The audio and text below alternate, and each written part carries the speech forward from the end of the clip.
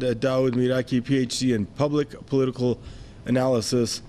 Hello, Dr. Miraki. Pleasure to have you here on Press TV. Your take on Taliban's asking the diaspora to return home. We need your help to run the country. Your thoughts? Before I answer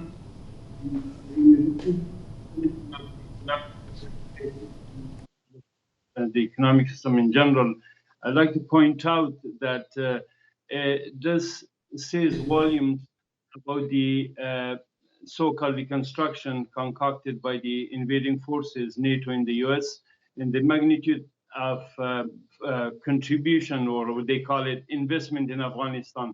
Sometimes they brag about it being $2 trillion equal to the to the current situation in Afghanistan. Remember, this situation didn't come about for the past 3 weeks. Afghanistan economic, health system, and otherwise was on the systems were on the verge of collapse well before the Taliban take over. So it is dreadful that the Western media talks about women's rights and other issues. Women's rights, the women in Afghanistan, the few women that come out in Kabul and demonstrate and getting paid by certain quarters do not represent 99% of the women in Afghanistan.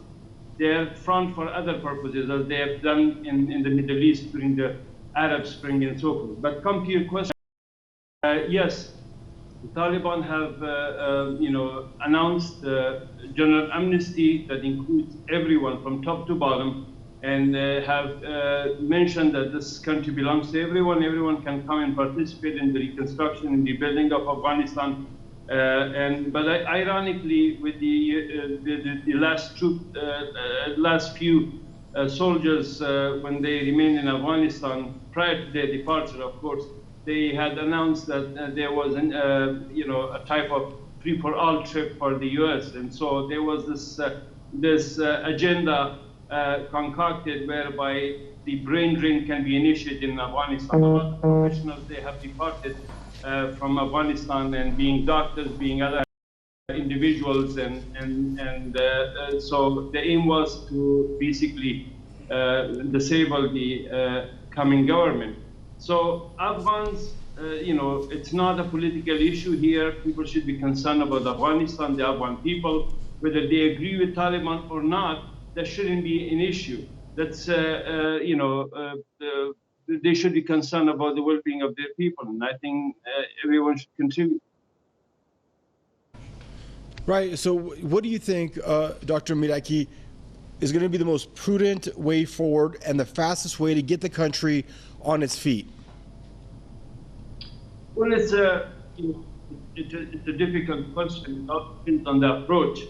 You see, what the they initially installed the regime, they concocted this notion of free market economy, such and such, in the poorest country on the planet. And then through the mechanism of the so-called free economy, they have installed warlords, give them total monopoly over resources. And so mostly they would get all the substandard goods and commodities into the country, and they would get enriched in the process. So here, what we need to do is we need to have a unique economic vision, and we need to also look at the regional stakeholders, international stakeholders in terms of economic and strategic location of Afghanistan, take advantage of that. And also, one of the main issues, resources in Afghanistan are really of immense value in terms of in the long term as well as short term contribution of the running of the country in the reconstruction. And I think many countries in the world are in need of rare metals and so forth, and we could have a long term plan for this, and have other countries, including companies, interested to invest in Afghanistan. And of course, there will be guarantees and so forth. But the point is this. The irony is this, that 98% of the countries, I would say, they're politically independent, but 98% of the countries are economically dependent. They have no sovereignty. So the economic system that's run by the West have enslaved essentially all countries. There's sanctions, such and such. And in the process, then they bring this rubbish that they concocted. Oh, this right, that right, and so far as if they care for the Afghan people. They were murdering Afghan women in Afghan villages. There was no women right there. And women, like suddenly a few women that technocrats and a few who were being paid by certain quarters came up and said, oh, Afghan women. Well, we were Afghan women in the past 20 years. So we need to have a broader perspective, broader vision, and there need to be individuals placed who have the vision and also the independence of thought processes and critical thinking to pursue a short-term as well as a long-term strategy for recovery. And there's also concerns within the country. The Uzbeks, the Hazara, the Shia population of the country all feel that they may not be treated equally under Taliban rule. What do you say to those challenges that lie ahead? The Shia, the Sunni, we don't have this issue in Afghanistan. Afghans are brothers and sisters, whether they're Sunni and Shia. Afghans are brothers and sisters, whether the Pashtun majority or the Tajik, Uzbek, and Hazara minorities. But keep in mind, it's very, very important.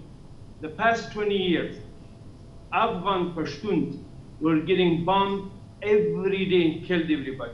Not, our concern is that our own brothers and sisters, not even once, have. Why are you killing these Pashtuns? Have God created them or who you created? And that was our concern all along, that look, the invaders are there, but you're not the invaders, you're the sons and daughters of this country.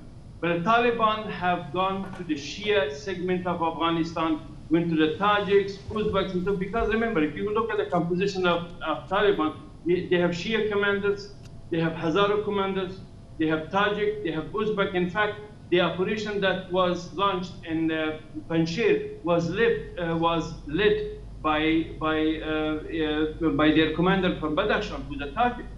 And so they have Uzbek soldiers and commanders. They went there to, Muttaqi and other individuals. They went to eliminate this false propaganda that Taliban come, they're going to destroy everything. They went there and told them, look, if you're Shia, you're part of this country. If you're Sunni, you're part of this country. If you're Pashtun, you're, of course, part of this country. If you're any ethnic group you are, as long as you're Afghan, you're an asset to this country. And I, of course, equally support this notion because Afghanistan is the home of everyone, and there cannot be you and I, or I am this, you are that. This was a strategy of the invaders, trying to create the division and basically divide and rule, a mechanism that was going on. So when we have when even when I was, we had friends and family acquaintances who were Shia, they would come to our home. It was not an issue. Shia and Sunni didn't matter. It mattered we were Afghan, or for that matter, this phenomena is the product of foreign interference. That's why we mess. And inshallah, things will be done. Thank you. Mohammad Dawood Miraki, PhD in Public Policy Analysis, joining us.